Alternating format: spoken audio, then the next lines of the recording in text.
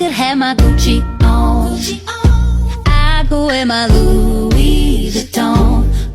Halo teman-teman, perkenalkan saya Arina Melinda dari tingkat 2A NIM PO 7120124196. Baik, hari ini kita akan membahas topik yang sangat penting, yaitu adaptasi sistem kesehatan anak terhadap risiko penyakit akibat perubahan iklim dari urbanisasi. Nah, tahukah kamu, perubahan iklim dan urbanisasi bukan hanya isu lingkungan, tapi juga dampak langsung pada kesehatan anak, mulai dari polusi udara, cuaca ekstrim, sampai masalah gizi. Lalu, bagaimana sistem kesehatan bisa beradaptasi menghadapi tantangan ini? Yuk kita bahas bersama-sama. Ini telah menyebut kenaikan suhu rata-rata global sekitar 0,85 derajat Celcius.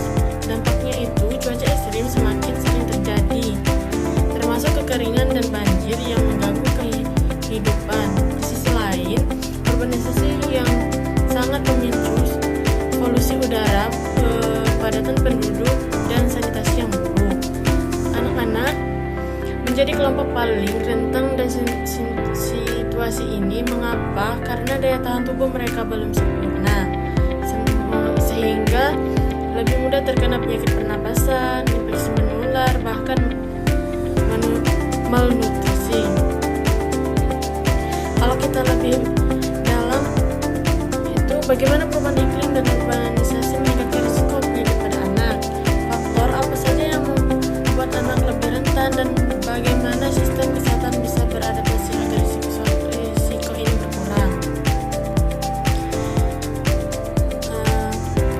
Data menunjukkan bahwa kenaikan suhu bumi ditambah cuaca ekstrim meningkatkan penyakit menular seperti demam berdarah, malaria, dan diare. Curah hujan yang tidak menentu juga memperpanjang siklus hidup nyamuk, sehingga kasus penyakit tular vektor semakin meningkat.